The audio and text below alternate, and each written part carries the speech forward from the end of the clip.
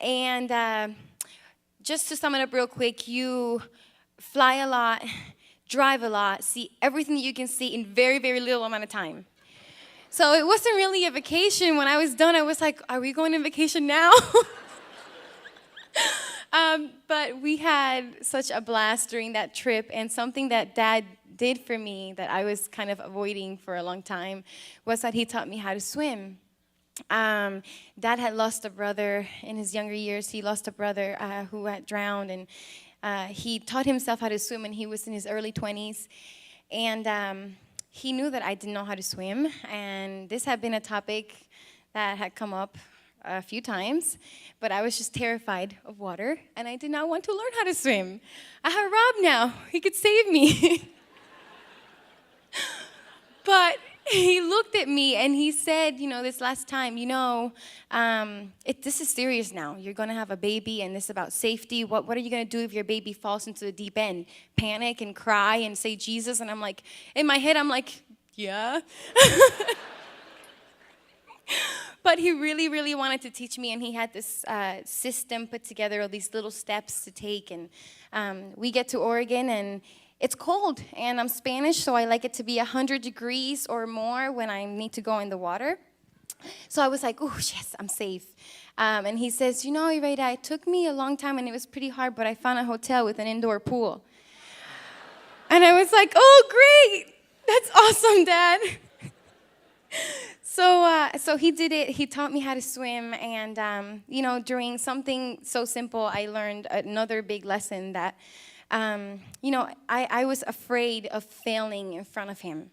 And I told him that. I said, Dad, I don't want to let you down. And he said, well, if you can't do it this time, we'll do it again. And we'll do it again until you can do it, until you can swim. And, it was just my pride. And that's something that, whether you're a believer or not, that's something that we all deal with every day. It's to deal with your pride. So I was too prideful to fail in front of my dad. But I didn't fail, and it was so much fun. And now I know how to swim, so if my baby falls in the deep end, I can go rescue it. And you guys, most of you know, now everybody knows that Rob and I are expecting, and the baby is coming in January, and we're really excited. And Dad really wanted to be a grandpa, and he would have been the best one. But we say to each other that, maybe we don't know the rules in heaven. Maybe he's already met his grandchild. So that's a comfort to us. And hope you guys have a couple minutes. Just one last story. I have a schedule that I printed out. We're a couple minutes past, but I wanted to share one last story with you, and then we have a video. And just my parents and my dad especially has always almost overthought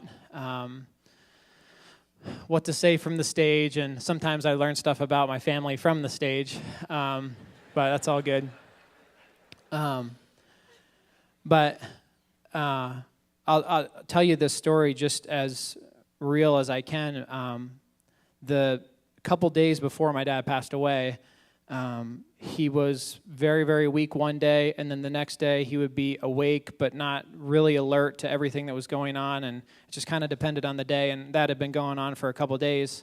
And the night of August 10th, it's almost like he just snapped back into his right mind and had enough energy to say and do what he wanted to do. And that night we were, a couple of the family members were on the back porch having dinner, and I think it was Rob asked us to come up because Dad wanted to read us some scripture.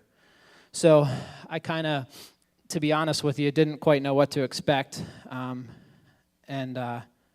didn't know if he'd be able to read it, and if it would make any sense and all that. And he sat there on the bed, and after weeks of just being restless, and had the family around the bed, and he read out of 1 Peter 3, 8 through 12, which says, "Finally, all of you live in harmony with one another. Be sympathetic, love as brothers, be compassionate and humble. Do not repay evil with evil or insult with insult, but with blessing, because to this you were called, so that you may inherit a blessing. For whoever would love life and see good days must keep his tongue from evil and his lips from deceitful speech. He must turn from evil and do good. He must seek peace and pursue it. For the eyes of the Lord are on the righteous, and his ears are attentive to their prayer. But the face of the Lord is against those who do evil. So he struggled through reading that, and I was, to be honest with you, thinking every once in a while about, cleaning up stuff downstairs and kind of wondering how long we would be up there. And my dad made it through the verse, and he stood up out of his bed with the very little energy that he had. And he began to place his hand on the head of every person in the room and pray a blessing on Rob and then Uncle Don and me. And he went around the room, and there was 2 people left at the end. I think it was Iraid and Aunt Gloria. And my dad just pretty much didn't have any strength and laid back down on the bed. And we just stood there for a couple minutes. And he pushed himself back up, put on his glasses, and prayed for them. And then fell back in bed, and we kind of put him in a comfortable spot, and he went to sleep. And I don't really know what to say about that. I wasn't really expecting that. But just speaks to who my dad is. I feel like that moment summed up his life. Selfless, cared about people, wanted everyone to have the best life possible, wanted to pray a blessing on us, and would do whatever it take to be a part of that. So Rob's going to intro a video that we're going to be playing in a minute. As Ryan said before, we were with Dad about 24/7 over the last 2.5, 3 weeks of his life. And I had the slightly more quieter shift from 11 to 2:30 most nights. And especially during those last few days of Dad's life, I'd be beside his bed and I'm just working on things, trying to stay awake. And, it was difficult for me to know what to do with the emotion that I was feeling. The only way I could think of was to make a video that just gave a snapshot of the legacy of my dad. He always loved songs about heaven, and this is my favorite song about heaven.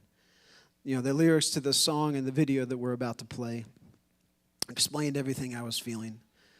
I hope that you would listen and enjoy a snapshot of his life.